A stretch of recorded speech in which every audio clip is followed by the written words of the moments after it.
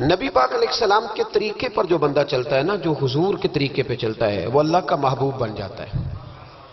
جو شرط یہ ہے کہ وہ اخلاص کے ساتھ نبی پاک کے طریقے پہ چلے، دنیا کو دکھانے کے لیے پگڑیاں نہ باندھتا پھرے، وہ کہے کہ چونکہ میں پیر صاحب ہوں تو میں نے باندھنی ہیں، اس لیے یہ ماحول نہ بنائے، وہ بنائے اللہ کی رضا کے لیے، اللہ تبارک و تعالیٰ کی رضا کے لیے نبی پاک کی غلامی کرے، اللہ اسے اپنا محبوب بنا لیتا ہے۔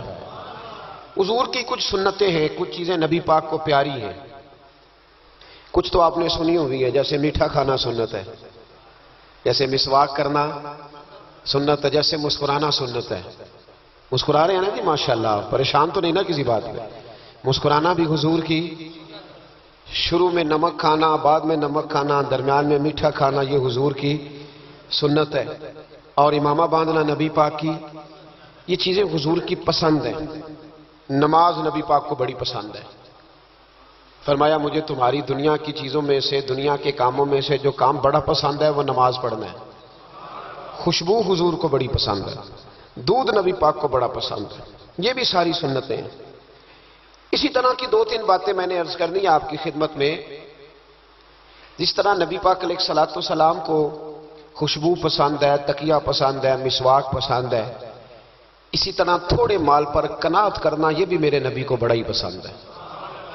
تھوڑے پیسوں پہ راضی ہو جانا یہ نبی پاک کو، سادے مکان میں رہنا یہ حضور کو بڑا پسند ہے، سادی روٹی کھانا یہ میرے نبی پاک کو بڑا، یہ بھی حضور کی پسند ہے۔ تھوڑے رزق پہ راضی ہونا اور اس طرح راضی ہونا کہ لمبے سجدے ادا کرنا یہ میرے نبی پاک کی پسند ہے۔ حضور نے صرف غریبوں سے پیار نہیں کیا،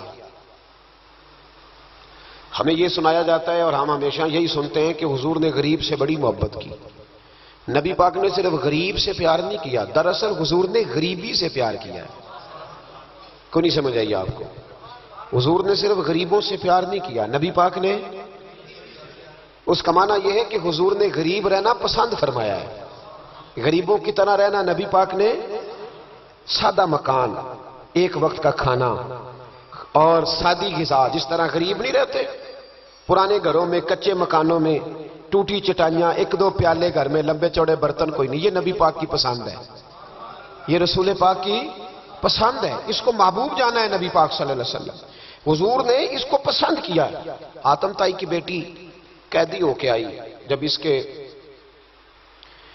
قبیلے پر، اس کے علاقے پر مسلمانوں نے حملہ کیا تو حاتم طائی کا جو بیٹا تھا عدی بن حاتم، وہ اپنی بہن سے کہنے لگا ہمیں پتہ ہے مسلمانوں کا مقابلہ نہیں کر سکتے تو بھاگ جانے میں بہتری ہے، چلو بھاگ چلتے ہیں۔ تو بہن کہنے لگی بھائی تو نے بھاگنا ہے تو بھاگ جا، میں سردار کی بیٹی ہوں، میں قوم کے ساتھ جیوں گی، قوم کے ساتھ مروں گی، تو نے بھاگنا ہے تو بھاگ جا۔ عدی بھاگ گئے ڈر کے۔ یہ خاتون جو تھی ان کو گرفتار کر لیا مسلمان عورتوں نے، تو کہ یہ تلوار لے کے آئیں گی لڑنے کے لیے۔ ابن اسحاق ابن حشام دونوں کتابوں میں روایت موجود ہے۔ یہ خاتون کہتی ہے کہ میں نے بڑے تگڑے سوال تیار کیے، کیونکہ معاذ اللہ ثم معاذ اللہ میرا خیال تھا وہ نبی نہیں، وہ بادشاہ ہیں، وہ ایک اسٹیٹ کے سربراہ ہیں، وہ حکمران ہیں، میں معاذ اللہ نبی نہیں، میں نے بڑے تگڑے سوال تیار کیے اور میں اپنے آپ سے کہہ رہی تھی میں ایسی ایسی باتیں کروں گی مسلمانوں کے نبی سے کہ انہیں جواب نہیں آئے گا، معاذ اللہ ثم معاذ، نقل کفر نہ باشد۔ کہتی ہے میں حضور کے سامنے لائی گئی گرفتار کر کے، اور جب مجھے حضور کے سامنے کھڑا کیا گیا نا تو میرا سر ننگا تھا، توجہ ہے میری بات پر، میرا سر ننگا تھا تو میرے ذہن میں بڑے سوال تھے، میری گردن اکڑی ہوئی تھی، حضور نے میرا ننگا سر دیکھا تو محبوب ممبر سے اٹھے، اپنے کندھوں سے مدثر والی چادر اتاری اور حضور علیہ السلام نے حاتم طائی کی بیٹی کے سر پہ دے دی۔ بی بی کہتی ہے جب حضور کی چادر آئی تو میری اکڑی ہوئی گردن خود بخود جھک گئی نیچے کی طرف، خود بخود جھک گئی، سوال ابھی بھی میرے ذہن میں موجود تھے۔ اتنے میں ایک صحابی حضور کی بارگاہ میں آئے اور عرض کرنے لگے یا رسول اللہ صلی اللہ علیہ وسلم یہ کافر کی بیٹی ہے، مشرک نجس ہوتا ہے، تو میں اپنی چادر نہ دے دوں، آپ اپنی لے لے، کافر کی بیٹی ہے۔ تو محبوب نے اس کی طرف جلال کی نظروں سے دیکھا، فرمایا خاموش ہو جا، بیٹیاں برابر ہوتی ہیں، تیاں سانجیاں ہوندیاں نے، بیٹیاں، بولیے جی پکی بات ہے، بزرگ چپ کر جائیں، نوجوان بولے، بیٹیاں، اللہ آپ کو خوش رکھے، تیاں سارے دیاں، ہاں ہاں، اگر تو کسی کے گھر گندی نظر ڈالے گا تو تیرا گھر بچ نہیں سکتا، پکی بات۔ یہ نقد و نقد سودا ہے، جس نے اپنا گھر پاک رکھنا ہے وہ دوسروں کے گھروں کا محافظ بنے، پکی بات۔ بیٹیاں خبردار خبردار، کسی کی بچی کی عزت سے کھیلنے کی کوشش نہ کرنا، ورنہ اللہ تبارک و تعالیٰ بڑی سخت سزا دیتا، بچو۔ وہ کہتی ہے جب حضور نے کہا نا بیٹیاں برابر ہوتی ہیں تو میرے اندر سے ایک آواز نکلی، میں نے کہا او حاتم تائی کی بیٹی تو غلط تھی، یہ بادشاہ نہیں ہے تو اللہ کے سچے رسول ہیں، بادشاہ تو سخت سزائیں دیتے ہیں۔ کہتے ہیں حضور میرے قریب آئے اور آ کے کہنے لگے تو سردار کی بیٹی ہے، تیرے باپ میں اچھی خصلتیں پائی جاتی تھی، بتا تیرے ساتھ کیا معاملہ کروں، کیا معاملہ، یہ حضور کی پسند ہے، کیا معاملہ کروں؟ تو کہنے لگی میں چاہتی ہوں مجھے آزاد کر دے۔ کہتی مجھے امید نہیں تھی۔ حضور کہیں گے ٹھہر جا، بیٹھ جا، بات کرتے ہیں، مشاورت ہوتی ہے، پھر اس کے بعد کوئی فیصلہ ہوتا ہے۔ کہا آزاد کر دو۔ کہتی حضور نے میرے کہنے پر فوراً ہی اگلا جملہ ہی نہیں کہا، فرمایا جا تو آزاد ہے۔ کہتی ہے میں نے ایک جملہ اور کہا، میں نے کہا میں اکیلی نہیں جاؤں گی، سارا قافلہ آزاد کرو۔ اب تنگی یہ داماں پہ نہ جا، اور بھی کچھ مانگ ہے آج وہ ماہل باتا، اور بھی کچھ مانگ۔ کہنے لگی اکیلی نہیں جاؤں گی، سارا قافلہ سارا قبیلہ آزاد ہو۔ حضور نے فرمایا تو پتہ نہیں کیا سوچ رہی ہے، تو جہاں آئی ہے وہاں سے خالی جاتا ہی کوئی نہیں، سارا قافلہ۔ حضور نے فرمایا بھی اس کے قبیلے کو کھانا بانا کھلاؤ اور سارے ہی آزاد کر دو۔ واپس گھر گئی تو اپنے باپ کو، اپنے بھائی کو بلایا، بلا کے کہنے لگی بھائی وہ بادشاہ نہیں وہ نبی ہیں، بادشاہ نہیں وہ، اب تو جن کو فقیر ہونا چاہیے تھا وہ بھی بادشاہ بن گئے۔ بادشاہ سلامت، بادشاہ سلامت۔ میں رات بورے والے میں تھا، بھائی مہربانی پیسے نہ لے کے آئیے گا، باپ اپنی اپنی جگہ پہ بیٹھے، یہ کام بالکل نہ کریں، اللہ آپ کو خوش رکھے، برکت دے۔ میں اس کو حرام نہیں کہتا، پر یہ سٹائل نظرانے کا درست نہیں، اس سے بچا کریں، ورنہ پھر وہی بندہ چنگا لگنا جنہیں پیسے لے کے آنا ہے، دوجیاں کا دل کرنا ہے ٹوری جانتے چنگے نے، اس لیے اس چکر سے باہر نکل ہے تاکہ قوم سمجھدار ہو جائے، بالکل یہ کام نہیں کریں، سنیں اور یاد رکھیں۔ میں تھا وہاں دور تو دو تین بچے نا یوں ہاتھ باندھ کے کھڑے ہو گئے۔ اب حضور نے فرمایا کہ اس طرح کا معاملہ نہ کرو جیسے مجوسی اپنے بادشاہوں کے ساتھ کرتے تھے۔ میں کہ پتر بیٹھ جو کہندے نہیں ساڈی ڈیوٹی ہے، میں کہ کس لائیے، میں بادشاہ سلامت ہوں تو بیٹھ جو کرسی تیرا آمدار، کیا چکر چل گیا ہے، ہاتھ باندھ کے کھڑے ہونا، کونوں میں کھڑے، کیا اس کا مطلب؟ ادب آداب ہیں کرنے چاہیے، لیکن کیا لوگوں کو سزا ملی ہوئی ہے کہ وہ بیچارہ جو غریب آدمی ادب آداب صرف اس کی ذمہ داری ہے؟ ماڑا آیا تو پیر صاحب نے ادب پہ لگا دیا اور تگڑا آیا تو خود ادب کرنا شروع کر دیا، یہ کس قسم کا تماشا ہے؟ یہ کوئی طریقہ نہیں، ادب آداب ہونے چاہیے، لیکن غریبوں کو سزا، انہیں سزا نہ دو اگر بیچارے آ گئے ہیں تمہارے آستانہ عالیہ پہ۔ بہرحال آمدام برسر مطلب کہنے لگی میں دیکھ کے آئی ہوں جو بادشاہ نہیں نبی ہیں، تو ادھی کہنے لگا میں عورتوں کی باتوں پہ یقین نہیں کرتا، میں خود جا کے دیکھوں گا۔ میں نے کہا غریبی میرے نبی کی پسند ہے، حضور نے اللہ سے غریبی مانگ کے لی ہے، کہا یا اللہ مجھے زیادہ پیسے نہ دینا، ایک وقت کی روٹی دینا۔ اور حضور فرماتے ہیں رب نے اختیار دیا ہے، اگر میں چاہوں تو خود پہاڑ سونے کا بن جائے اور میرے ساتھ چلا کرے، پر میں نے اللہ سے زیادہ دولت مانگی۔ او بھائی دولت بڑی پیاری ہوتی تو سب سے زیادہ میرے نبی کی تجوریوں میں ہوتی۔ حضور نے دولت بانٹی ضرور ہے، لیکن حضور نے اس سے پیار، یاد رکھے ہم تو پاگل ہو گئے پیسوں کے پیچھے بھاگ بھاگ، جو سڑک پہ ادھر جا رہا ہے وہ پیسے دینے جا رہا ہے، جو ادھر جا رہا ہے وہ لینے جا رہا ہے، پیسے کا ہی چکر ہے سارا، پیسے کا ہی چکر ہے، پیسے۔ ایک صاحب نے فون کیا، کہنے لگے کو ٹائم دے دے، تو میں نے کہا بس یار وقت تھوڑے دے دے، کہتے تو خوش کر دیں گے۔ میں کہ مثلا تو کی کرے گا؟ کہتے جنہیں پیسے کہو گے لب جائیں گے۔ تو میں نے کہا یار ہر ایک کو بکاؤ مال نہ سمجھا کر، ہمارا بہت زیادہ ریٹ ہے تو دے ہی نہیں سکتا۔ کہنے لگے کون دے سکتا ہے؟ میں نے کہا دنیا میں کوئی بھی نہیں دے سکتا، ہمارا ریٹ ذرا زیادہ ہے۔ ہم نے اگر ریٹ مانگنا ہوا تو قیامت کے دن غوث اعظم جیلانی سے جا کے مانگیں گے، یا ان سے مانگیں گے جن کے نام کی دہائی دیتے رہے ہیں، تعریف مصطفیٰ کی کرے اور نتیجہ ہم دنیا داروں سے مانگیں، انہی سے لیں گے نتیجہ جن کے قصیدے ساری زندگی گائے ہیں۔ ہاں تو اس لیے چکر سے باہر آمدام برسر مطلب ادھی کہتے ہیں کہ میں خود جاؤں گا پھر جا کے دیکھوں گا۔ ادھی مدینے آئے دیکھنے، اور جب بندہ کسی کو دیکھنے آتا ہے تو تنقیدی نظر سے آتا ہے۔ کہتے ہیں میں مسجد نبی میں پہنچا تو کچی زمین پر غلاموں کے ساتھ، ادھر دیکھو یہ بھی تو حضور کی سنت ہے نا۔ حضرت ابو ہریرہ صحیح سند کی حدیث بخاری میں، فرماتے ہیں حضور کے ساتھ ایک سفر میں تھا، نبی پاک علیہ السلام نے فرمایا کھانا نہ پکا لیں، حضور پکا لیں، فرمایا تو گوشت لے آ، تو اس طرح کر، مسالہ جات تیار کر لے، تو فلاں چیز کر لے۔ آخر میں حضور فرمانے لگے میں لکڑیاں کٹھی کر کے لاتا ہوں۔ جی اللہ کرے پیرانو حدیث زبانی یاد ہو جائے، آمین تے آکھیا جی میں لکڑیاں کٹھی کر کے لاتا ہوں، لکڑیاں۔ عرض کی یا رسول اللہ ہم کر دیں گے، تو محبوب نے فرمایا سارے کٹھے نہیں جا رہے، کوئی عرض نہیں میں بھی لے آؤں گا۔ تو فرماتے حضور اٹھے اور لکڑیاں کٹھی کر کے لائے۔ جب مسجد نبوی شریف بن رہی تھی تو جناب ابو ہریرہ فرماتے ہیں میں 3 اینٹیں اٹھا کے لا رہا تھا، اللہ کے رسول 7 اینٹیں اٹھا کے لا رہے تھے، 7 اینٹیں۔ چودھری صاحب آپ روز آ کے کہہ دیتے ہیں قاری صاحب مسجد کی صفائی نہیں ہوئی، تو نہیں کر سکتا مسجد کی صفائی؟ کیا سمجھتا ہے تو اپنے آپ؟ صدر بننے کا کیا مطلب ہوتا ہے کہ بندہ روب ڈالنے لگے؟ دنیا میں جو سب سے زیادہ عزت والا اور بڑا ہوتا ہے وہ وہی ہوتا ہے جو اللہ کے گھر میں جھاڑو دیا کرتا ہے۔ کیا لوگوں نے معیار بنا لیا ہے؟ یہ معیار ہے، جو قوم کا بڑا ہوتا ہے وہ قوم کا خادم ہوتا ہے۔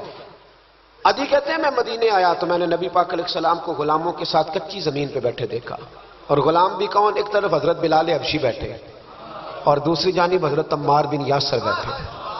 کہتے ہیں حضور بیچ بیٹھے، کھانا کھایا جا رہا ہے، اور حیران میں اس وقت ہوا جب اسی پلیٹ سے نبی پاک بھی کھا رہے ہیں اور بلال حبشی بھی کھا رہے ہیں ساتھ بیٹھ کے حضور نے۔ عدی کہتے ہیں میرے دل پہ چوٹ لگی، میں نے کہا نہیں یار یہ بادشاہ نہیں، یہ بادشاہ جو اس طرح غریبوں کے بیچ بیٹھ کے روٹی کھائے۔ ہمارے تو بادشاہ غریبوں کے حق میں تقریر کرتے ہیں نا، ویسے ان سے پوچھو کہ اس گاؤں سے ڈنگے کا کرایہ کتنا ہے، اور پھر ڈنگے سے لالے موسے کا کتنا ہے، ان کو کوئی پتہ نہیں۔ ان چودھریوں کو بچوں کو کھڑے کر کے پوچھو کبھی چنے کی دال کا بھاؤ کیا ہے، کدی آندھی ہوئے تو پتا ہوئے نا، ان کو کیا پتا؟ ان کے گھر میں تو آ جاتی ہے، اللہ جانے کہاں سے آتی ہے، ہم بدگمانی نہیں کرتے۔ لیکن حضور ایک پلیٹ میں کھانا کھا رہے۔ عدی کہتا میں سمجھ گیا یہ بادشاہ نہیں۔ پھر میرے دل میں شیطان نے وسوسہ ڈالا، میں نے کہا مسجد کچیا ہو سکتا ہے، مکان بڑا پکا ہو، بنگلہ بڑا عالی شان ہو۔ حضور کی عادت مبارکہ تھی جب کوئی مہمان آتا تھا تو یا مسجد میں اصحاب صفہ کے ساتھ رکھتے تھے یا کسی صحابی کو دے دیتے تھے، وہ اپنے گھر لے جاتے تھے۔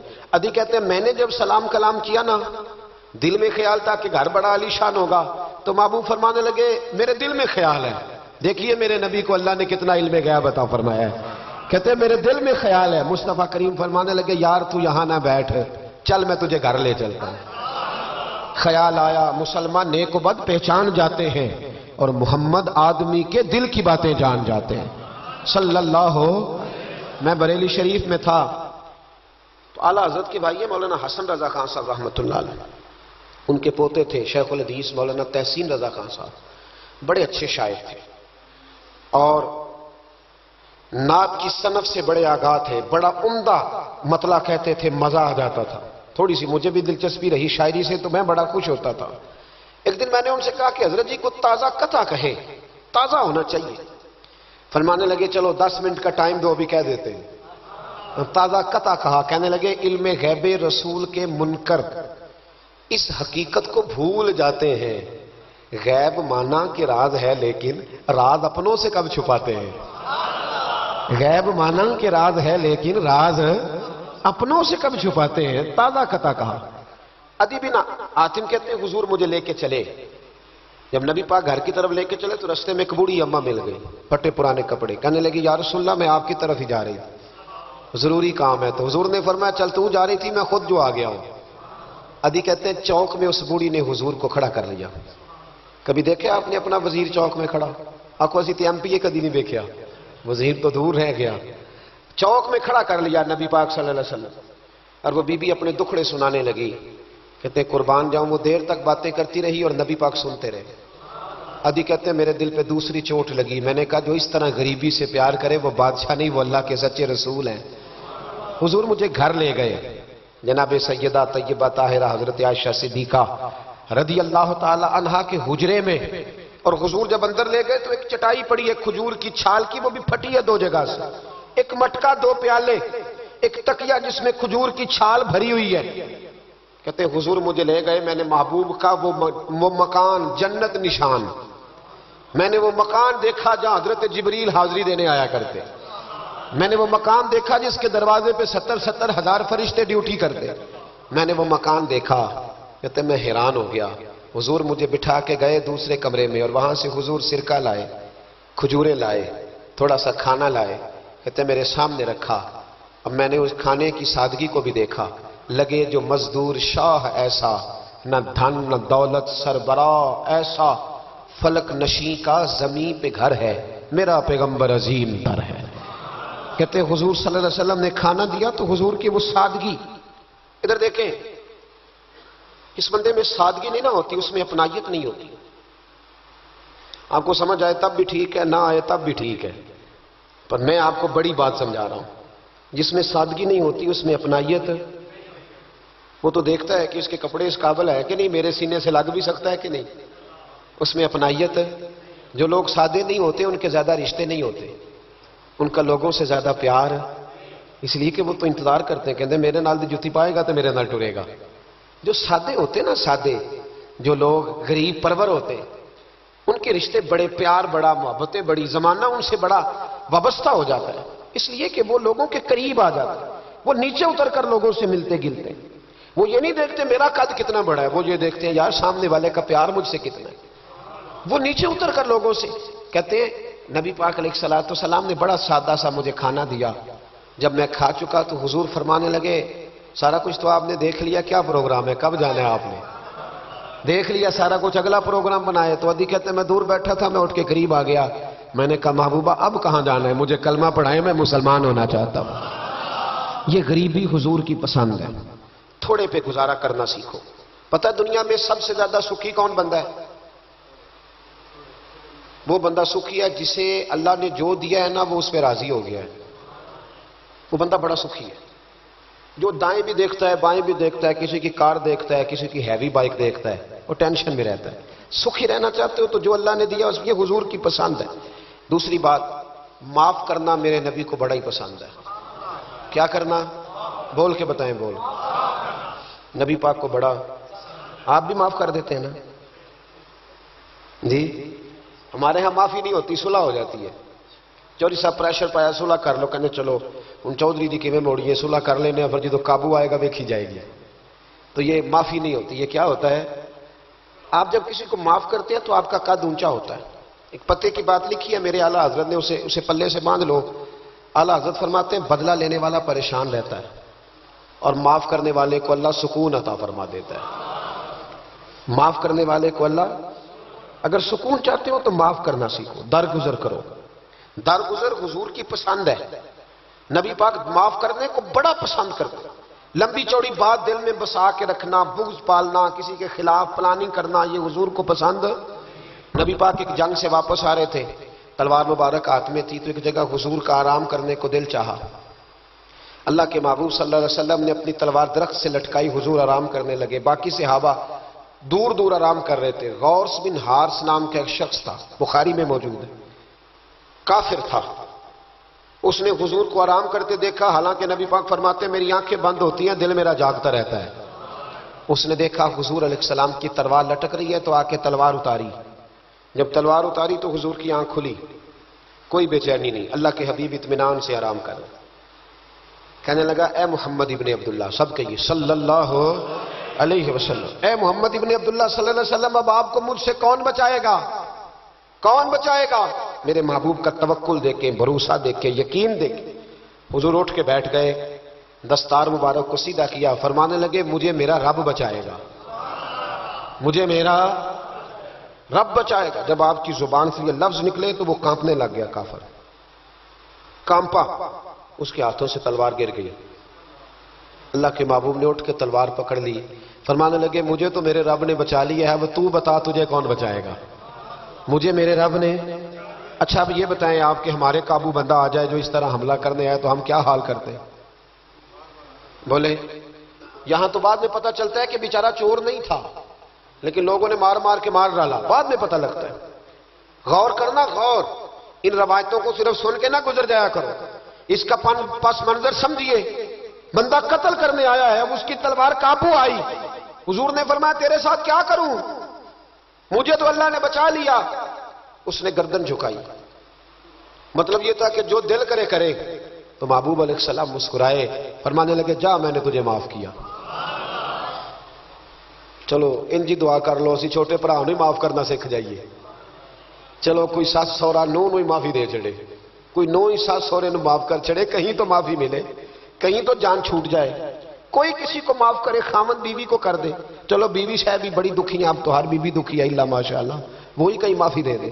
خدا را معاف کرنا سیکھو. اتنا بغض اندر بھرا ہے, سالوں بیت گئے, رشتہ دار ایک دوسرے سے مل نہیں رہے, معافی نہیں دے رہے. فرمایا جا تجھے معاف کیا.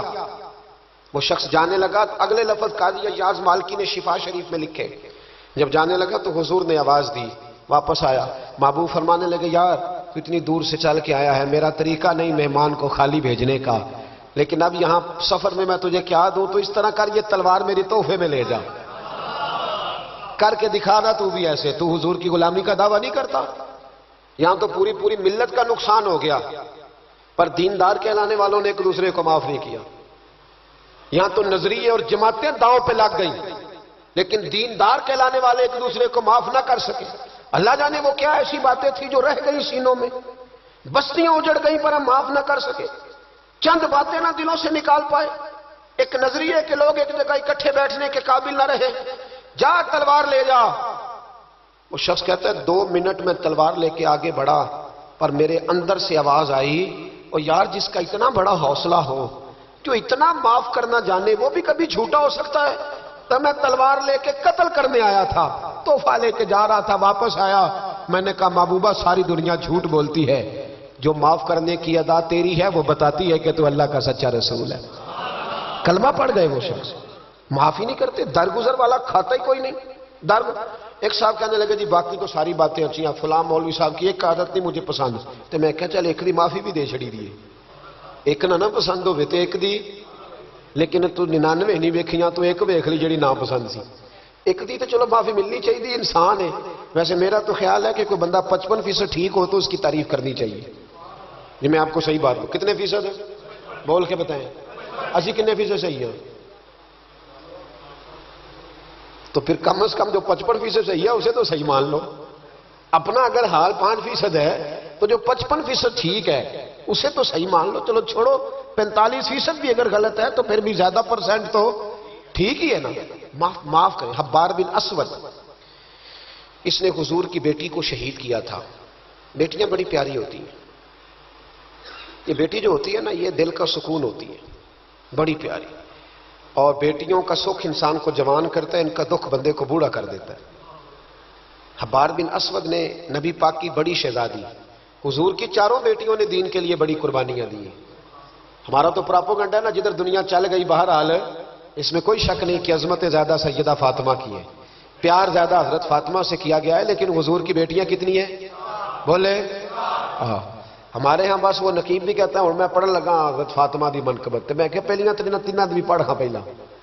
میں مولا علی کی منقبت پڑھنے لگا ہوں. حضرت علی کا بغض کفر ہے, نفاق ہے, ان کا پیار ایمان ہے, پر باقی 3 کی بھی شان بیان کرنا وہ کوئی نہیں. تو انہوں ہم دی کسے نوں بھی ادھر کیوں نہیں جاتے؟ بیاں ہو کس زبان سے مرتبہ صدیق اکبر کا, کہ محبوب خدا محبوب ہے صدیق اکبر کا. لٹایا راہ حق میں گھر کئی بار اس محبت سے, کہ لٹ لٹ کر حسن گھر بن گیا صدیق اکبر کا. کیوں نہیں آتی؟ بڑی بیٹی تھی سیدہ زینب, بڑی شہزادی. مکے سے مدینے آ رہی تھی, گھوڑے پہ بیٹھی تھی, پیٹ میں بچہ تھا. حبار بن اسود نے گھوڑے کو کچھ چیز لگا دی, چبو دی, گھوڑا تیز دوڑا. میرے محبوب کی بڑی شہزادی گھوڑے سے گری, پیٹ میں بچہ تھا, تکلیف ہوئی, کتنے مہینے بیمار رہی, حمل بھی ضائع ہوا, اور سیدہ زینب وصال بھی کر گئی. جب ان کا انتقال ہوا تو روایت حضرت ابو ہریرہ کی موجود ہے, فرماتے میں نے حضور کی ساری داڑھی کو آنسوؤں سے بھرے ہوئے دیکھا. محبوب پریشان ہوئے ان کے وصال, دکھ ہوا حضور. وہ قاتل حبار بن اسود فتح مکہ کے موقع پر چہرے پر نقاب پہن کے آ گیا, اور حضور کے سامنے کھڑے ہو کے کہنے لگا یا رسول اللہ, کو بہت بڑا دشمن بھی آئے تو معاف کر دیتے ہو, بہت بڑا دشمن بھی. میرے نبی پاک نے فرمایا حبار چہرے سے کپڑا ہٹا, بیٹیاں بھولا نہیں کرتی, پر تو کلمہ پڑھ, میں تجھے بھی معاف کرنے کو تیار ہوں. تیرا حوصلہ کدھر ہے؟ تو درگزر ہی نہیں کرتا, تو سڑک پہ لڑ رہا ہے, چوک پہ لڑ رہا ہے. آخری بات سنیں, حضور نے غریبی کو پسند کیا, معاف کرنے کو بڑا پسند کیا, اور نبی پاک صلی اللہ تعالی علیہ وآلہ وسلم نے صلح کرانے کو بڑا پسند فرمایا. کیا کرانے کو؟ جی فرمایا اگر صلح کرانے کے لیے تمہیں بظاہر خلاف واقعہ بات بھی کہنی پڑے، یعنی لگے کہ جھوٹ بولنا پڑ رہا ہے، تو میرے نبی نے اجازت دی پھر بھی صلح کرا دو۔ آج ہم نہ لڑائی کرا رہے ہیں، لیڈروں کی بھی لڑائی کئی مشیر کراتے ہیں، اس پر دلیل دوں گا، مشیر ناراض نہ ہو جائے پر دلیل دوں گا۔ مولا علی شیر خدا سے ایک شخص نے کہا حضور باقی 3 خلفاء کے زمانے میں اتنی جنگ نہیں تھی جتنی آپ کے زمانے میں، تو آپ فرمانے لگے ان تینوں کا مشیر میں تھا، میرے مشیر تیرے جیسے ہیں، اس لیے یہ تباہی ہو رہی ہے۔ مہربانی فرمائیں، مشورہ صحیح دے، ہم ایک دوسرے کو اس طرح کی کہانیاں سناتے ہیں کہ دور کرتے ہیں۔ حضور نے، پتہ ہے آپ کو بڑی مشہور حدیث ہے بخاری میں، نبی پاک صلی اللہ علیہ وسلم نے فرمایا اگر میں دیر سے آیا نا تو جماعت کرا لینا، انتظار نہ کرنا۔ یا رسول اللہ آپ جماعت چھوڑ کیوں رہے ہیں؟ فرمایا 2 قبیلوں کی صلح کرانے جا رہا ہوں۔ حضور نے فرمایا جماعت میں میرا انتظار ہے۔ کہاں جا رہے تھے نبی پاک؟ بولے، سن لو حدیث مسند امام احمد بن حنبل میں، فرمایا 2 مسلمانوں کی صلح کرا دے، اللہ تجھے 2 حج اور 2 عمرے کا ثواب عطا فرمائے گا۔ 2 حج اور چلو ادھر پھول نہیں پہنے، کسی استقبال نہیں کرنا، کسی فوٹو نہیں دینی کہ حج ہی ہو گیا ہے، لیکن حج ملے گا ضرور، اس لیے کہ میرے نبی نے وعدہ فرمایا ہے۔ لوگوں کو قریب کرنے کا سبب بنے، قریب کریں، لڑائیاں نہ کرائیں، صلح کرائیں، مہربانی کریں، اتحاد کی بات کریں، ایک دوسرے اگر 2 بھائی آپس میں ناراض ہیں تو ان کے اندر قربتیں پیدا کریں، کہیں کہ ان کی صلح ہو، انہیں قریب کرائیں، ان کے ساتھ محبت کے رشتے قائم کرائیں۔ ہم لڑائی کرا کے لوگوں کو اپنے ساتھ سیٹ رکھنا چاہتے ہیں، کبھی سنتے نہیں آپ کہ مدینے سے جو لوگ آئے اور جو مکے سے جو لوگ مدینے آئے اور جو مدینے میں رہ گئے حضور نے بھائی بھائی بنا دیے، فرمایا بھائی بھائی بن جاؤ۔ حضور نے ایسے رشتے قائم کیے کہ وہ ساری زندگی قائم رہے۔ تو لوگوں کو لڑانے کا سبب کیوں بنتا ہے؟ لوگوں کو ملائیں، یہ حضور کی پسند ہے۔ 3 باتیں میں نے عرض کی ہیں، غریبی نبی پاک کی پسند ہے، معاف کرنا حضور کی، صلح کرانا نبی پاک کی، ان تینوں حضور کی سنتوں پر عمل کریں، ملے گا کیا؟ اللہ ہمیں اپنا محبوب بنا لے گا۔ جب ہم یہ کام کریں گے تو پھر رب ہم سے محبت فرمائے گا۔ انسان کی زندگی نفع بخش اس وقت ہوتی ہے جب وہ اللہ تعالیٰ کے احکامات پر عمل کرتا ہے۔ خوبصورت آدمی، پڑھا لکھا آدمی، سمجھدار آدمی، زمیندار آدمی، جائیداد والا، وہ کامیاب اس وقت ہوتا ہے جب وہ اللہ رسول کی بارگاہ میں مقبول ہوتا ہے جل شانہ و صلی اللہ تعالیٰ علیہ وسلم۔ اپنا اپنا معیار ہر انسان نے بنایا ہوتا ہے کامیابی کا۔ کچھ لوگوں کا خیال یہ ہوتا ہے کہ بچے میرے پڑھ گئے، اپنی اپنی جگہ پہ سیٹ ہو گئے، میں اب بڑے سکون میں ہوں۔ کچھ کی رائے یہ ہوتی ہے کہ میں نے سب بچے بچیوں کا بیاہ کر دیا ہے، گھر میرا بن گیا ہے، اب میں بڑے آرام میں ہوں، قرار میں ہوں، سکون میں ہوں۔ تو اپنی اپنی رائے ہوتی ہے، لیکن حقیقت وہ ہے، اصل وہ ہے جسے اللہ کے قرآن نے بیان کیا۔ اللہ کریم نے فرمایا والعصر، اے محبوب علیہ السلام ہمیں آپ کے زمانہ مبارکہ کی قسم ہو، ان الانسان لفی خسر، فرمایا بے شک انسان خسارے میں، نقصان میں۔ وہ اپنے تئیں کوئی دعویٰ کر لیتا ہے، آپ دیکھتے ہیں کہ بہت سارے لوگوں کے دعوے اپنے اپنے ہوتے ہیں نا۔ کسی بھی طالب علم سے آپ پوچھیں پیپر دے کے آئے تو پیپر کیسا ہوا ہے تو کیا کہتا ہے؟ بولیے۔ جب کینڈیڈیٹ الیکشن لڑتے ہیں تو رات کو جب وہ سوتے ہیں تو سارے جیت کے ہی سوتے ہیں، ان کو سب یہی کہتے ہیں کہ لوگ سارے تیرے ساتھ ہی ہیں۔ حالات، یہ جتنے بادشاہ حکمران ہوتے ہیں ان کے بگڑنے کی بنیادی وجہ ہوتی ہے کہ یہ خوش فہمیوں میں مبتلا ہوتے ہیں۔ ہم میں سے بھی ڈھیر سارے لوگ ہیں جو خوش فہمیوں میں مبتلا ہیں۔ کچھ کہتے ہیں جناب ہماری نسبت بڑی تگڑی ہے، بھئی نسبت تو امام حسین سے تگڑی تو کسی کی نہیں نا، تو ساری رات نماز پڑھتے تھے، روزے رکھتے تھے، اللہ کو یاد کرتے تھے۔ آپ خالی نسبت پر بیٹھ کر عمل چھوڑ جائیں تو یہ کیسے ممکن ہے؟ تو اپنے اپنے تئیں لوگوں نے معیار کامیابی کے قائم کر لیے ہیں۔ اللہ فرماتا ہے کہ محبوب مجھے قسم ہو زمانے کی، انسان نقصان میں، یہ دن بدن جو وقت گزار رہا ہے تو اس کا نقصان، اس کا خسارہ، اس کا گھاٹا بڑھتا جا رہا ہے، روز نقصان میں۔ کتنا کتنا عمر کا حصہ لوگوں نے ضائع کر دیا، کتنے کتنے بہترین لوگ تھے لیکن روزی روٹی کے پیچھے وقت سارا برباد ہو گیا۔ یہ رزق حلال کے لیے دوڑ دھوپ ہو وہ تو بڑی بات ہے، لیکن تکبر کے لیے اور خواہشات، بیجا خواہشات کی تکمیل کے لیے، ایک دوسرے سے آگے بڑھنے کے لیے بڑا وقت ضائع کیا لوگوں نے۔ اچھا کوئی بھی نہیں جیتا، خاندانوں میں بھی کوئی نہیں جیتا، برادریوں میں بھی کوئی نہیں جیتا، پر لڑائی ساری زندگی کی ہے، میں نے آگے گزرنا ہے، میں نے آگے، حالانکہ کوئی کسی کو جیتنے دیتا ہی نہیں۔ تو اپنے اپنے تئیں لوگوں نے معیار قائم کیے کامیابی کے۔ اللہ فرماتے ہیں بے شک انسان نقصان میں ہے، لیکن جس میں 4 خوبیاں پائی جائیں، ادھر دیکھو میری طرف، جس میں 4 خوبیاں پائی جائیں، اللہ کا قرآن کہتا ہے وہ بندہ کامیاب ہو جاتا ہے۔ 4 خوبیاں اس کے اندر ہو، کون کون سی؟ الا الذین آمنوا، سب نقصان میں نہیں سوائے ان لوگوں کے جو ایمان لائے۔ سب سے پہلے کیا کرے؟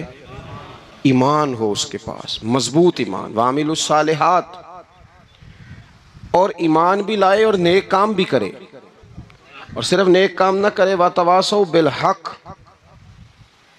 لوگوں کو حق بات کی نصیحت بھی کرے۔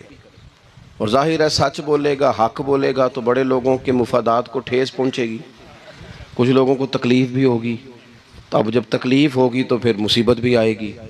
تو اگر حق بات کہنی ہے تو پھر کیا کرے؟ وَتَوَاصَوْا بِالصَّبْرِ، پر ایک دوسرے کو صبر کی بھی وصیت کرے۔ 4 چیزیں پائی جائیں، ایمان، اعمال صالحہ، حق کی نصیحت، اس رستے میں آنے والی تکلیف پر صبر۔ اگر یہ 4 چیزیں میسر آتی ہیں تو اللہ کا قرآن کہتا ہے بندہ کامیاب ہے، اور اگر یہ 4 چیزیں نہیں تو پھر کوئی بندہ جتنا مرضی دعویٰ کرے، جتنا مرضی شور کرے، جتنا مرضی اعلان کرے، وہ کامیاب ہو سکتا۔ سب سے پہلے تو اپنا ایمان پکا کریں۔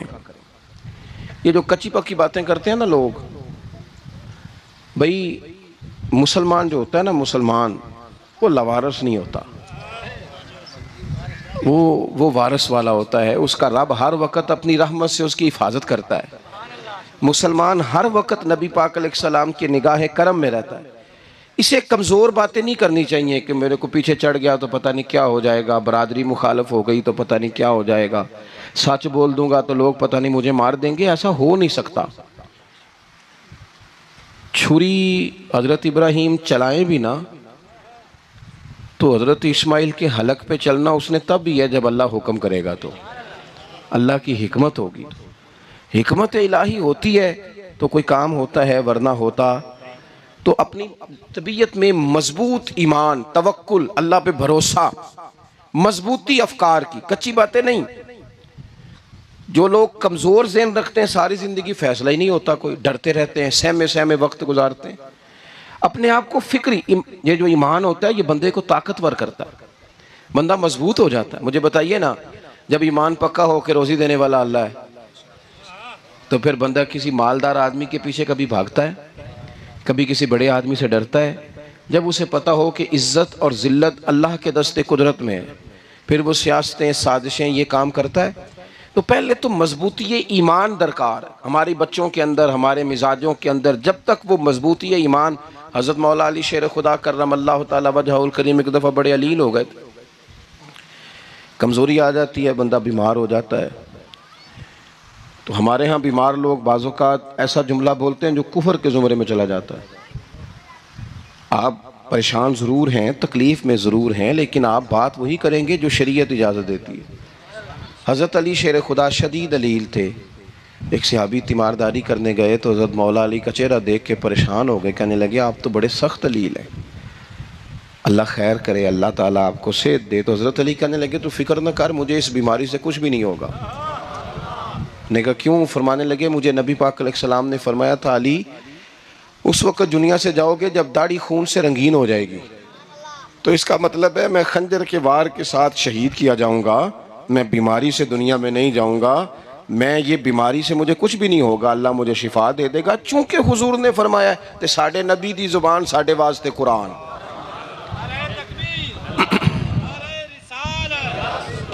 تو سب سے پہلے تو اپنے ایمان کے اندر، توکل کے اندر مضبوطی پیدا کریں۔ مسلمان دیکھو نا، نماز پڑھنے سے روزی میں برکت ہوتی ہے کہ نہیں؟ ویسے جو چوپ ہیں ان کی بھی ہوتی ہے کہ نہیں؟ نماز پڑھنے سے روزی میں برکت تو پھر اس کا مطلب یہ ہے کہ جب ٹائم آئے نا نماز کا تو گاہک جتنے مرضی کھڑے ہوں پھر دکان بند کرنی چاہیے، پھر نماز پڑھنی چاہیے، کیونکہ روزی تو اللہ نے دینی ہے، گاہکوں نے تو دینی۔ تو سب سے پہلے ضروری ہے مضبوطی ایمان۔ میری طرف دیکھیں جی، آپ ویڈیو ضرور بنائیں پر میری طرف بھی تو دیکھیں نا جی، اللہ آپ کو خوش رکھے۔ موبائل اللہ تو مہنگے مہنگے دے ہوئے پر ساری دیڑی یہ کام تری نہ کروں، آپ بنائیں ضرور، میں ویڈیو بنانے سے منع نہیں کرتا، سارے بنائیں بے شک، پر دیکھیں میری طرف، میری بات پر غور کریں۔ دوستو، مضبوطی ایمان، توکل، اللہ کی ذات پر بھروسہ۔ آپ کبھی میدان کربلا کا پورا نقشہ اپنے سامنے رکھیں نا، پورا نقشہ۔ دو چیزیں ہیں، امام حسین کو نظر آ رہا ہے اب شہادت ہو جائے گی، اتنی بڑی فوج آئی ہے، خدا کی حکمت کے تقاضے سمجھ میں آ رہے ہیں، حالات کیا ہوں گے سمجھ آ رہی، پر ایک لمحے کے لیے بھی ان کا توکل کمزور نہیں ہوا۔ اپنے رب پر جو مضبوط بھروسہ ہے، مضبوط۔ سیدہ طیبہ طاہرہ حضرت فاطمہ الزہرا رضی اللہ تعالیٰ عنہا نا اونٹ کے بالوں کی بنی ہوئی چادر اوڑھ کر چکی پیس رہی تھی۔ یہاں بیویاں بڑا روتی ہیں، غریبی بڑی ہے، بڑی غریبی ہے، حالانکہ اب کون بندہ پیبند والے کپڑے پہنتا ہے جی، دور ہی گزر گیا۔ اب تو بڑی مشکل سے وہ لوگ ملتے ہیں جو جوتا ٹوٹ جائے تو گھانٹ کے پہنے، ورنہ تو نئے جوتے آ جاتے ہیں۔ حضرت سیدہ پاک اونٹ کے بالوں کی بنی ہوئی چادر اوڑھ کے چکی پیس رہی تھی۔ نبی پاک صلی اللہ علیہ وسلم نے دیکھا، آنکھوں میں آنسو ضرور آئے، پر محبوب نے فرمایا فاطمہ دنیا میں تھوڑی سی تکلیف برداشت کرو، قیامت کی ساری عزتیں اللہ آپ کو ہی عطا فرمائے گا۔ تو توکل کی مضبوطی، اللہ کی ذات پر بھروسہ، اپنے رب کریم کے ساتھ امیدوں کا وابستہ کرنا، اس سے مضبوطی آئے۔ دوسرا فرمایا وَعَمِلُوا الصَّالِحَاتِ، بہترین عمل کیا جائے زندگی میں، نیک اعمال کیے جائے، وقت ضائع نہ کیا جائے، ہر وقت کوئی نہ کوئی کام بندہ کرتا رہے۔ یہاں بہت سارے لوگ ہیں جن کو لوگ نیک کہنا شروع کر دیتے ہیں نا، وہ سمجھ لیتے ہیں شاید ہم سچی مچی نیک ہیں۔ لوگ جو کہتے ہیں حضرت صاحب قبلہ، پیر صاحب قبلہ، میں یہ طالب علموں کو، دوستوں کو، بلکہ اپنے آپ کو بھی کئی دفعہ کہتا رہتا ہوں، اپنے آپ کو سمجھاتا ہوں کہ یہ لوگ تجھے کہہ رہے ہیں حضرت صاحب، یہ تو رات کو تو اپنے آپ سے پوچھنا، اپنے رب سے پوچھ، کبھی موقع ملے تو اپنی گریبان میں جھانک، غور کر کے تیری کیفیت کیا ہے، تنہائی میں تیرا دل اللہ سے جڑتا ہے کہ نہیں، عبادت میں دل لگتا ہے کہ نہیں، خدا کا خوف دل میں رہتا ہے کہ نہیں، غریب کی محبت، عزیزوں قربت والوں کا احساس طبیعت میں موجود رہتا ہے کہ نہیں۔ ویسے تو میرا مطلب ہے، لوگ کہہ دیتے ہیں حاجی صاحب آپ بڑے سخی ہیں، تو اس سے تو نہیں نا بندے نے سخی ہونا، سخی تو تب ہونا ہے جب اللہ کی بارگاہ میں مقبول ہوگا۔ اعمال صالحہ، نیک کام، اور وہ کرتا رہے بندہ، کوئی بھی کام اسے نیکی کا مل جائے نا۔ دیکھو نبی پاک صلی اللہ تعالیٰ علیہ وسلم نے فرمایا نیکی کو کبھی حقیر نہیں سمجھنا، کبھی حقارت سے نہیں نیکی کرنی کہ یہ بڑی چھوٹی ہے تو میں اس کو کروں۔ اب فرمایا کبھی حقیر نہ سمجھنا، نیکی کا کام جو بھی ملے کر دینا۔ فرمایا اگر بھائی سے مسکرا کے ملو گے بھی نا تو اس پر بھی اللہ تمہیں صدقے کا ثواب عطا کرے گا۔ ہم تو اس دین سے کے ماننے والے ہیں جو کہتے ہیں تو گلی سے روڑا اٹھا دے، کانٹا اٹھا دے، کسی کی تکلیف دور کر دے، کسی اس پر گنجائش کر دے، کسی کے لیے آسانی کر دے، جو بھی خیر کا کام میسر آئے پورے دن میں اسے چھوڑے نہیں۔ صبح گھر سے نکلیں، وہ ایک صحابی تھے، غالباً تابعی تھے، تو بازار جاتے اپنے غلام کے ساتھ تو سارا بازار گھوم کے واپس آ گئے۔ خادم نے کہا جناب کو نہ کوئی خریدا نہ کچھ بیچا، تو آپ سارا بازار گھوم کے آ گئے۔ فرمانے لگے تیرا کیا خیال ہے؟ میں نے کچھ بھی نہیں کیا۔ کہا جناب پھر کیا کیا ہے؟ فرمانے لگے تم نے دیکھا جو بندہ بھی گزرا ہے میں نے اس کو کہا السلام علیکم، تو کتنی کو نیکیاں میں جمع کر کے آ گیا ہوں۔ کوئی خیر جو میسر آئے، ہم سمجھتے ہیں کہ شاید کوئی کروڑ کو روپیہ ہوگا تو پوری مسجد بناؤں گا تو پھر میں نے نیکی کر دی ہے، شاید جناب میں، حالانکہ یہ چھوٹے چھوٹے کام ہیں نا، چھوٹے چھوٹے کام، ان کی تو زیادہ ضرورت ہوتی ہے، ان کی تو زیادہ حاجت ہوتی ہے۔ کوئی آپ رستے میں گزر رہے ہیں تو نیچے کوئی کھڈا بنا ہوا ہے تو اس پر ہم کیا کرتے ہیں؟ گاڑی میں بیٹھ کے تبصرہ کرتے ہیں اے روڈ کھورے کدوں بننا ہے، بھئی یہ کھڈا ہے نا تو آپ نیچے اترے نا، تو آپ دھابڑا لیں نا، کئی پکڑے نا، یہ تو 5 منٹ کا کام ہے، یہاں آسانی کر دیں نا، آپ اس میں گنجائش کر دیں۔ حضور سید عالم علیہ السلام نے فرمایا، امام راضی نے حدیث لکھی ہے، قیامت کے دن ایک بندے کو اللہ معاف کرے گا تو مالک وہ بندہ عرض کرے گا، یا اللہ میں تو بڑا گنہگار ہوں، کس وجہ سے معافی ہوئی؟ فرمایا رات کے وقت تو گزر رہا تھا، تیرے پیر سے روڑا ٹکرایا تھا اور تو نے اٹھایا ادھر ادھر دیکھ کے کہ کوئی اللہ کے کسی بندے کو تکلیف نہ ہو جائے۔ کہ مالک کو وہ تو میں نے زمانہ بیت گیا، کوئی اتنی بڑی بات بھی نہیں سمجھی۔ تو رب کریم نے فرمایا تو رات کے اندھیروں میں بھی میرے بندوں کا خیال رکھتا تھا تو میں تیرا خیال نہ کروں؟ کوئی عمل ہمارے ہاں لوگ کوئی کام نہیں کرتے، بالکل نہیں، کوئی کام نہیں، نہ بڑے نہ چھوٹے نہ سمجھدار نہ ان پڑھ، کچھ بھی نہیں، نشستن گفتن برخاستن، بیٹھو راج کے گپے مارو، تبصرے کرو، فلانا کچھ نہیں کر رہا، فلانا کچھ نہیں کر رہا، اس کے بعد اٹھ کے چلے جاؤ، کچھ کریں۔ وَعَمِلُوا الصَّالِحَاتِ، نیکیاں جمع کریں زندگی میں، خزانہ بنائیں، خزانہ، اپنی ڈیوٹیاں اپنی ذمہ داریاں پوری کریں، ہر وقت کام، ہر وقت ذمہ داری، ہر وقت ڈیوٹی۔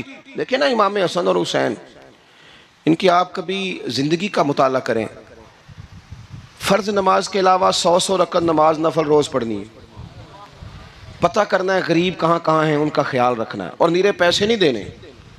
ہمارے لوگ غریبوں کو پیسے ضرور دیتے ہیں، عزت نہیں دیتے، ان کو 4 پیسے کی مدد ضرور کر دیتے ہیں، پر عزت نفس کا خیال نہیں رکھتے۔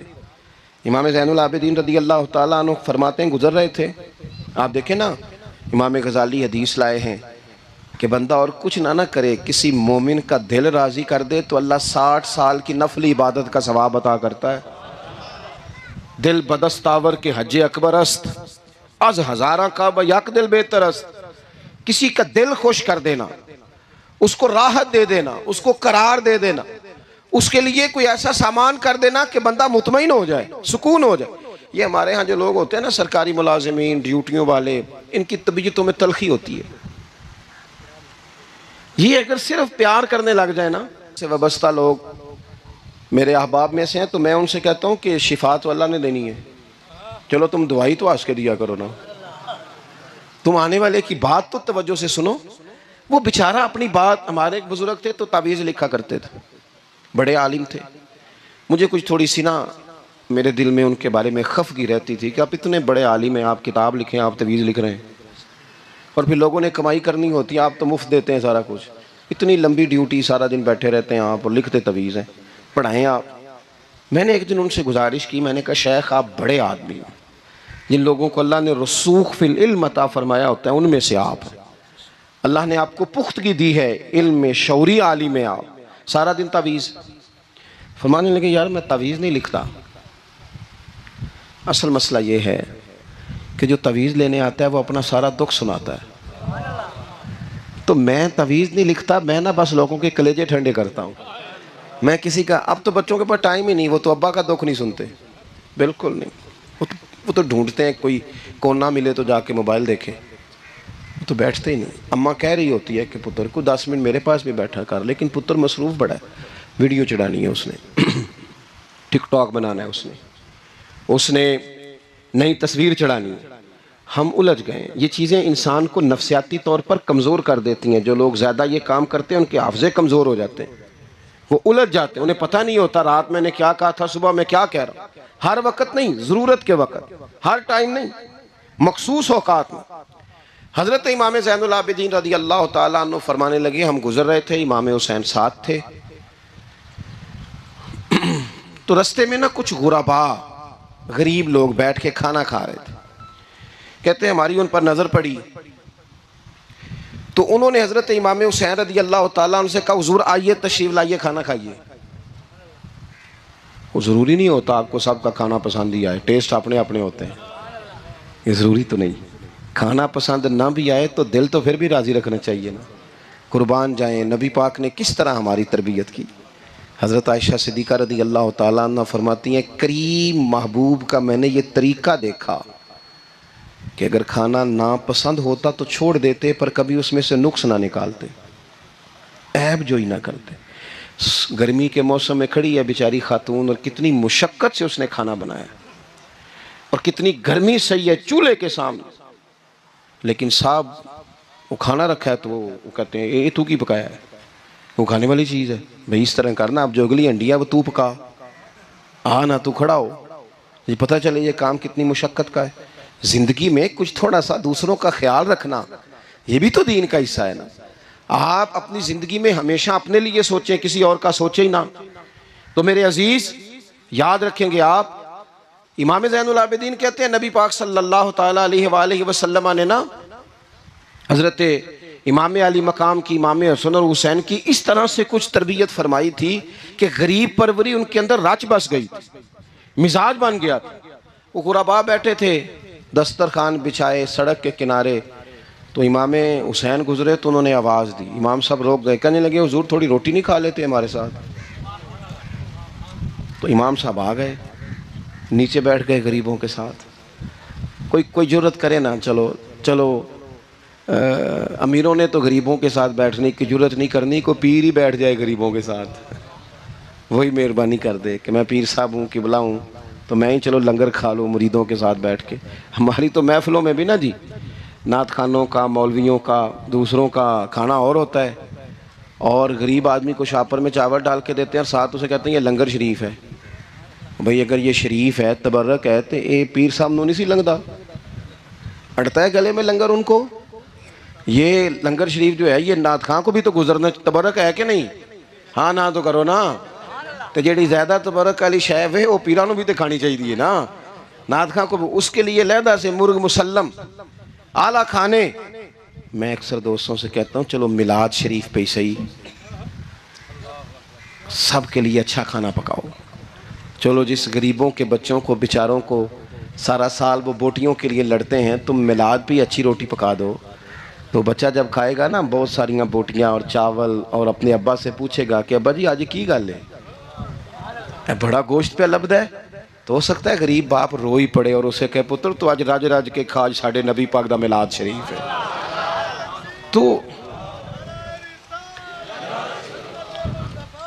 تو امام حسین رضی اللہ تعالیٰ عنہ نا آ کے غریبوں کے بیچ بیٹھ گئے زمین پہ، انہوں نے کہا کھائیے، تو وہ جس طرح وہ کھا رہے تھے نا سادے برتنوں میں سادے، امام حسین کھانا کھانے لگ گئے۔ میں نے کہا خیر کا کام کوئی بھی ملے اسے ضائع، چلو اور کچھ نہیں کر سکتے تھے، کسی کو سڑک ہی پار کرا دے نابینا کو، چلو اور کچھ نہیں کر سکتے تو آپ کو پتہ ہے کہ سامنے والا بوجھ لے کے گزر رہا ہے، آپ تھوڑا سا ہٹ جائیں روڈ سے، اسے گزر لینے دیں، کوئی تو کام زندگی میں کوئی ارادہ تو خیر کا بندہ کرے۔ امام حسین بیٹھ گئے، ان کے ساتھ روٹی کھائی، تھوڑی دیر کے بعد اجازت لی، فرمایا جاؤں؟ کہنے لگے حضور اور کھائیے، فرمانے لگے میں تو ابھی روٹی کھا کے آیا تھا اور آج تک ایسا نہیں ہوا کہ دوبارہ کھانا کھاؤں، ایک لقمے کی بھوک نہیں تھی، جتنا بھی کھایا ہے نا یہ تمہارا دل خوش کرنے کے لیے کھایا ہے۔ غرباء مساکین کی وعامل الصالحات، ایماندار بندہ ایمانداروں جیسے کام کرتا ہی اچھا لگتا ہے۔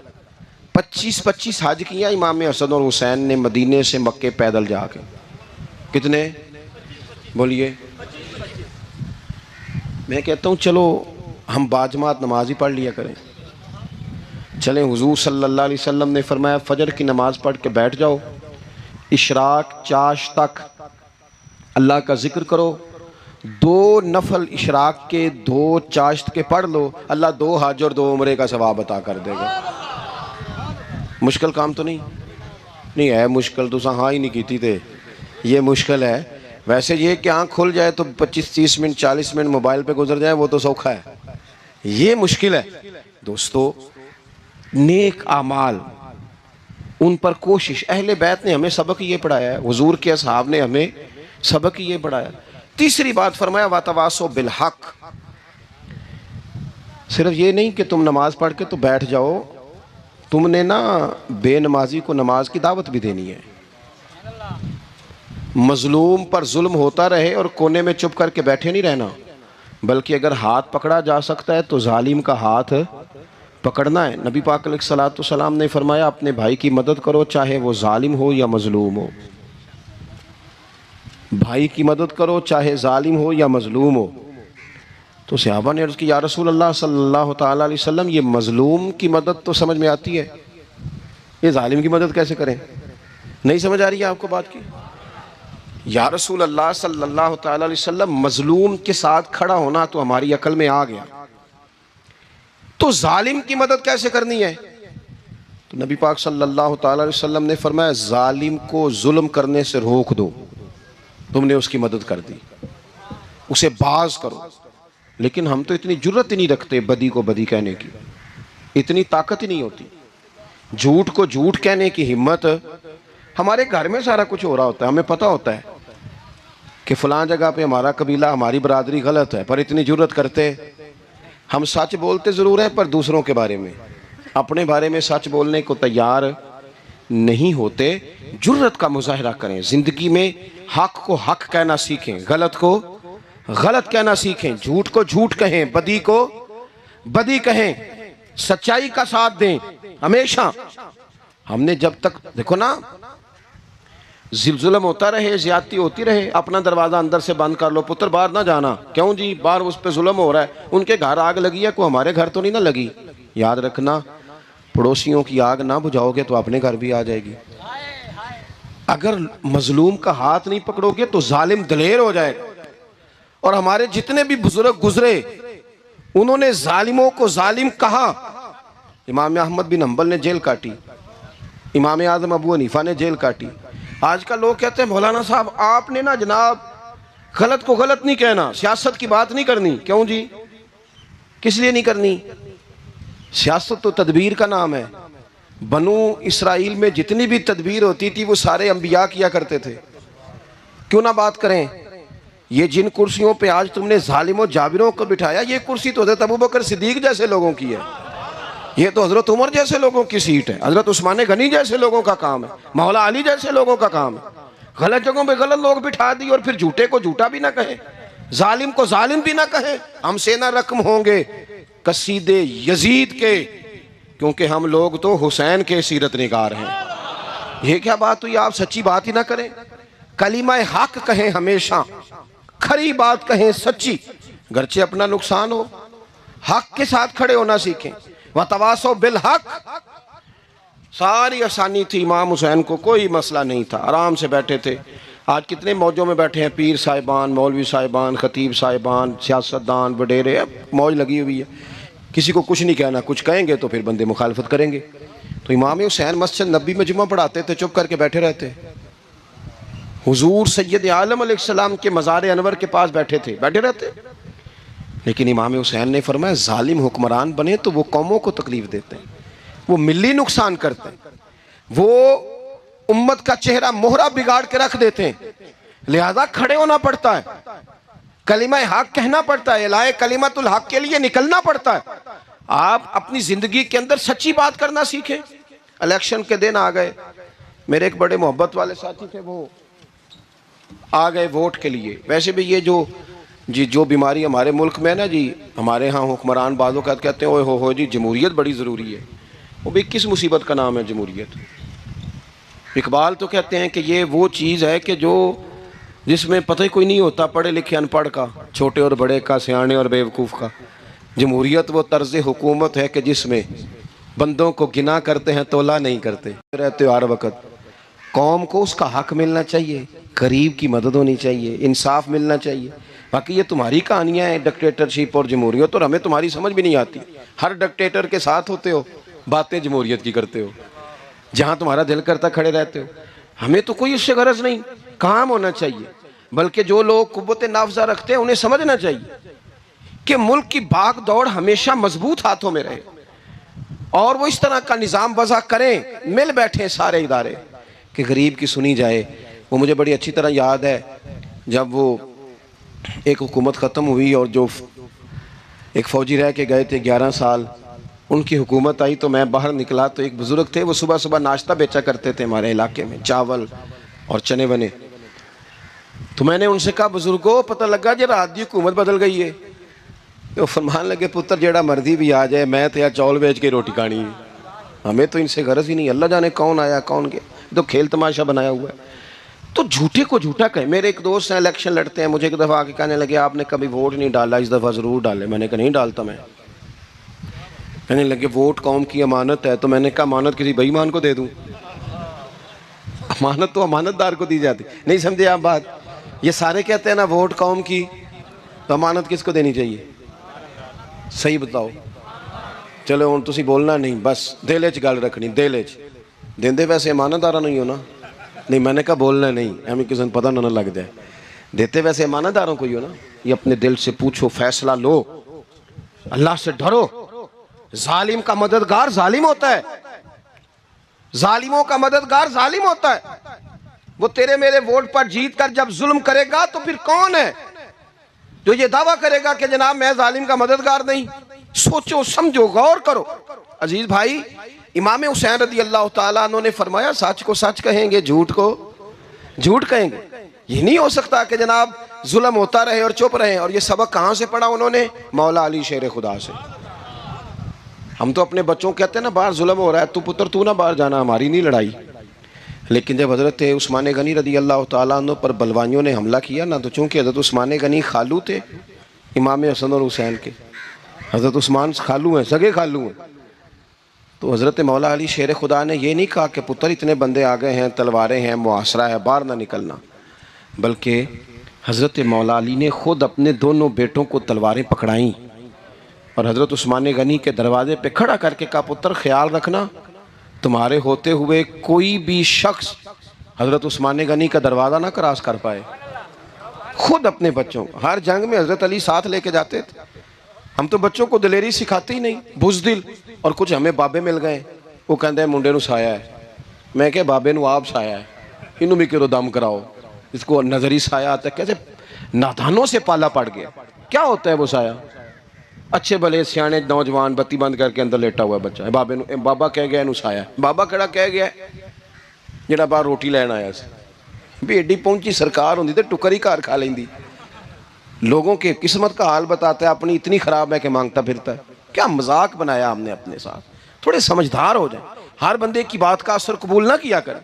مومن کے پاس طاقتیں ہوتی ہیں، جو جدھر لگاتا ہے چپ کر کے لگ جاتے ہو۔ ان الذین قالوا ربنا اللہ ثم استقاموا تتنزل علیہم الملائکہ، اللہ کہتا ہے تو ڈٹنا سیکھ، رب کا نام لے کے ڈٹ جا، رب تیری مدد کے لیے فرشتے بھی نازل کر دے گا۔ کھڑے ہونا سیکھیں، جس کا جو من آتا ہے وہ تباہی کر کے گزر جاتا ہے، بالکل قطعاً نہیں۔ تو امام حسین نے صحیح کو صحیح کہا، غلط کو غلط کہا، اور ڈٹ کے کہا، اور پورے وثوق سے کہا، اور پوری وہ حضرت امام ابو مالک کھڑے تھے نا، تو یہ بادشاہ بڑی بڑی غلط باتیں بھی کرتے ہیں۔ اچھا چلیں صحیح بتائیں آپ، میں آپ کو اپنی بات بتاتا ہوں۔ کئی دفعہ ایسے ہوتا ہے، کئی دفعہ کہ بات کوئی ہو جاتی ہے، کر لیتے ہیں، تو کوئی ساتھی توجہ دلاتا ہے کہ آپ تو بولتے بولتے یہ کہہ گئے، تو احساس ہوتا ہے اوہ یار غلطی ہو گئی، ہو جاتا ہے۔ بڑے بڑے جو محدثین تھے، بڑے بڑے لوگ، انہوں نے کہا یار ہماری یہ رائے تھی، پھر اس کے بعد ہمیں یہ پتہ چل گیا اب ہماری رائے بدل گئی ہے، اس کو رجوع کرنا کہتے ہیں۔ بڑے بڑے لوگوں نے کر لیا۔ لیکن ہماری سیاسی جماعتوں کا حال یہ ہے کہ ان کے کسی کارکن سے پوچھے نا تمہارے لیڈر نے کبھی غلطی کی ہے؟ کیوں کیا نے؟ کیوں؟ معاذ اللہ یہ فرشتے کیا ہیں؟ یہ غلطی نہیں کر سکتے؟ اگر بڑے بڑے لوگ کہتے ہیں یار یہاں ہم بھول گئے تھے، حتیٰ کہ صحابہ کرام علیہم رضوان اپنی رائے سے رجوع کرتے، یہاں کیا حال ہو گیا؟ کس چکر میں ہم پڑ گئے؟ جماعتوں کو بت نہ بناؤ، وہ جماعتیں رہنے دو، اگرچہ بت ہیں جماعت کی آستینوں میں، پر مجھے حکم اذاں لا الہ الا اللہ۔ تو سچ کو سچ، جھوٹ کو جھوٹ۔ حضرت امام ابو مالک کھڑے تھے تو ہارون رشید بادشاہ تھا، کچھ بڑے خوش آمدی لوگ ہوتے ہیں، نہیں جی نہیں سرکار آپ کی تو کیا بات ہے، کیوں جی اتنی تعریفیں کیوں کر رہے ہو؟ کہتے ہیں اس نے خرچہ کیا، مسجد بنوا کے دی ہے، یہ جناب چندے دیتا ہے۔ وہ خدا کے بندو، چندہ دینے کا مطلب یہ جو مرضی کہہ جائے۔ حضرت امام مالک ہارون رشید کے بڑے بادشاہ کے دربار میں کھڑے تھے، کسی بڑے کے، ہارون رشید تھا یا کوئی اور تھا، تو وہ نا مکھی بار بار بادشاہ کو تنگ کرتی۔ مکھی کئی دفعہ نہیں قابو آتی، 3-4 بندے بھی لگ جائیں تو نہیں قابو آتی، پکڑی نہیں جاتی، مکھی جو ہوئی، وہ مکھی بڑا تنگ کر رہی تھی، تو اس نے غلط جملہ کہہ دیا، غلط کہنے لگا معاذ اللہ ثم معاذ اللہ، نقل کفر کفر نہ باشے۔ کہنے لگا امام مالک سے کیا ضرورت تھی اللہ تعالیٰ کو یہ مکھی کیوں بنائی؟ اللہ کی تخلیق پر اعتراض کر رہا ہے معاذ۔ اب خوش آمدی کو بندہ ہوتا تو کہتا جی وہ مسئلہ یہ ہے جی، وہ اصل بات یہ ہے جی، آپ بیٹھیں جی، ٹھنڈے دماغ سے سمجھاتا ہوں۔ لیکن وہ نشے میں چور ہے نا، تخت پہ بیٹھا ہے، سخت بات کر دی کہ کیوں بنائی مکھی؟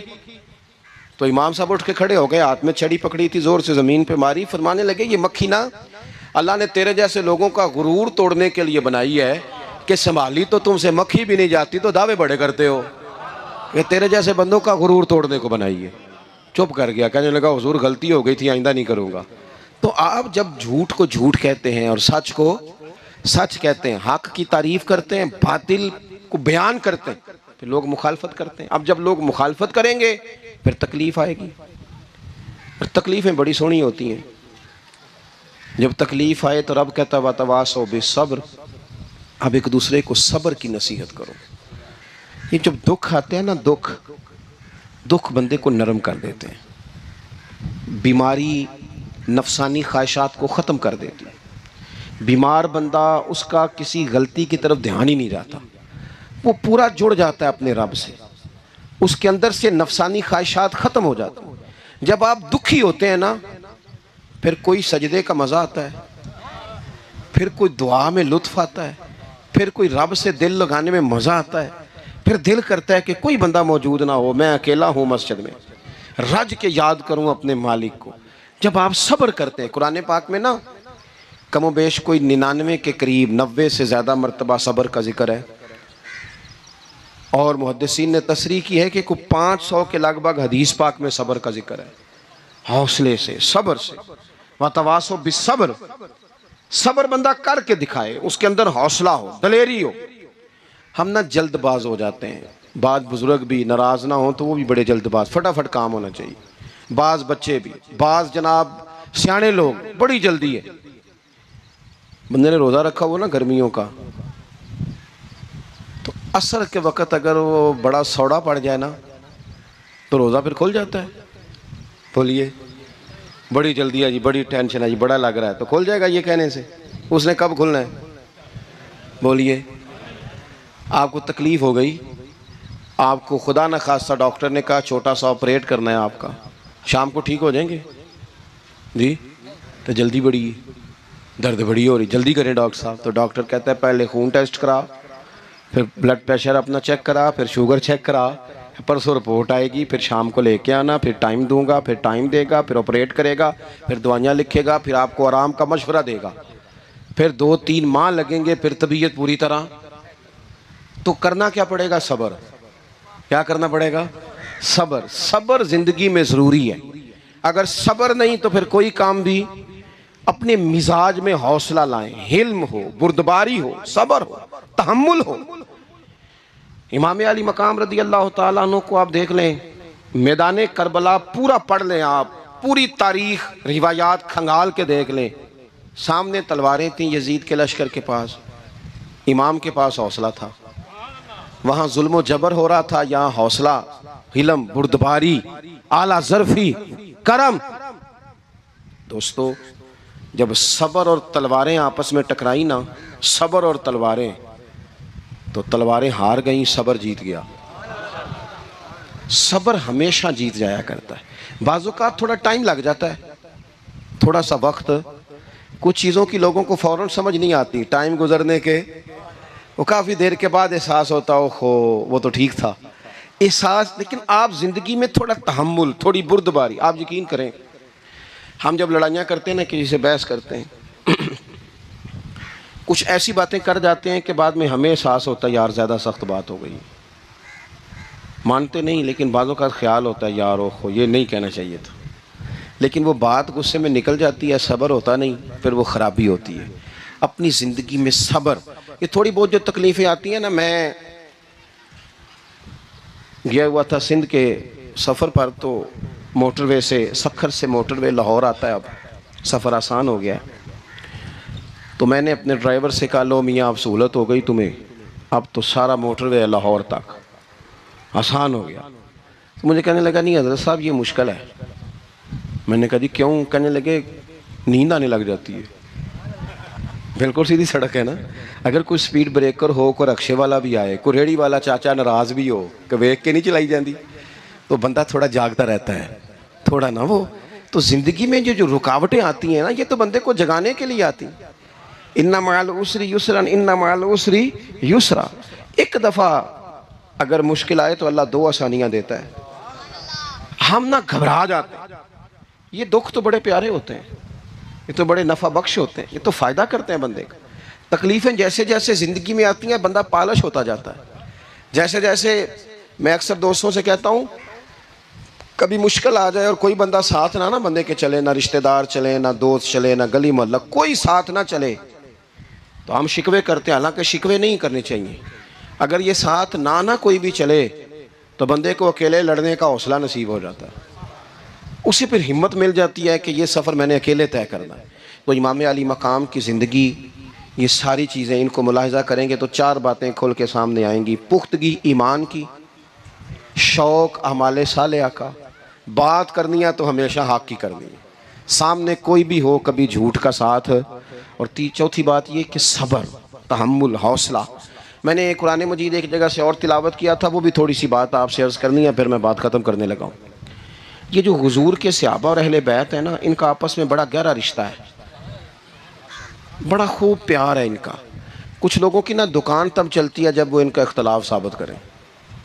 دکانیں تب چلتی ہیں چونکہ نبی پاک صلی اللہ علیہ وسلم نے فرمایا شیطان مایوس ہو گیا ہے، اب وہ لوگوں سے بت پرستی نہیں کرا سکے گا لیکن تمہیں لڑائے گا. ظالم ہے کہ صحابہ اور اہل بیت کو لڑا دیتے. خدا کے بندو، تمہیں پتہ ہی نہیں تم کن کی بات کر رہے ہو. پہلے اپنی حیثیت دیکھو، یہ لوگ کتنی شانوں والے ہیں.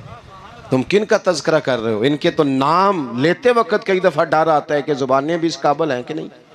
قرآن مجید نے کہا محمد الرسول اللہ، محمد صلی اللہ علیہ وسلم اللہ کے رسول ہیں، والذین معہ، اور جو ان کے ساتھ ہیں. یہ قرآن پاک کے 2 جملے ہمیشہ یاد رکھیں. تاریخ رکھے سوال کے لوگ اپنے پاس.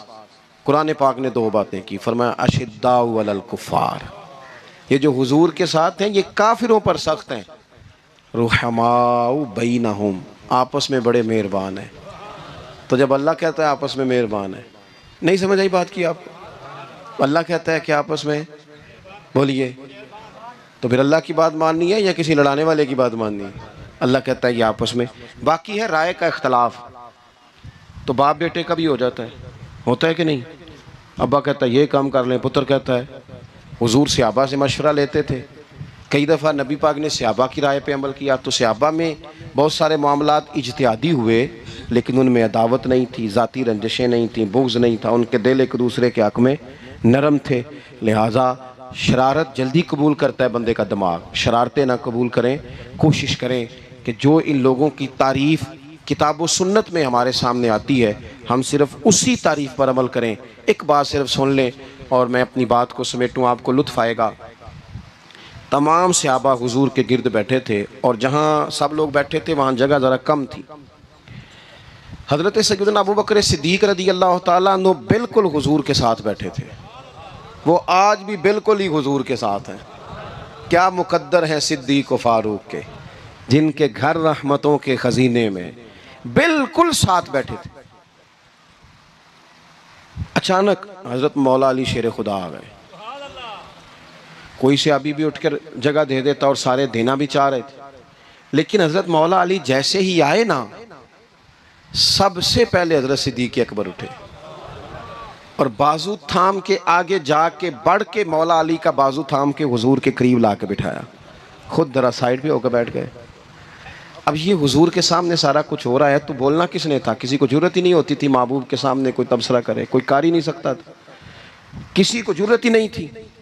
کوئی نہ بولا، خود رسول کریم بولے اور حضور فرمانے لگ گیا دیکھا تم نے میرے ابو بکر نے کیا کیا ہے. اور پھر حضور نے جو جملے کہے وہ یاد رکھنے والے ہیں. شیخ اسماعیل حقی نے اس کو لکھا ہے. نبی کریم فرمانے لگے عزت والا ہی کسی کو عزت دیا کرتا ہے، فضل والے لوگ ہی دوسرے کا فضل سمجھا کرتے ہیں. تو یہ تو صاحب عزت لوگ تھے، یہ تو ایک دوسرے کو عزتیں دیتے تھے. تم کون ہو جو عزتیں اتار رہے ہو؟ تم کون ہو جو اس طرح کا لہجہ اختیار کیے ہوئے ہو؟ تو ان لوگوں کا آپس میں گہرا تعلق، ربط، پیار، محبتیں، خلوص، وارفتگیاں. تو کبھی بھی کسی ایسے شخص کے چکر میں نہ آئیں جو ہمیں ان لوگوں سے لڑانے کی صحیح کرے. اللہ تعالیٰ کی بارگاہ میں دعا کرتا ہوں جو میں نے کہا ہے اللہ اسے قبول فرمائے، جہاں ہم بھول گئے ہیں اللہ درگزر کرے. آخر دعوانا ان الحمدللہ.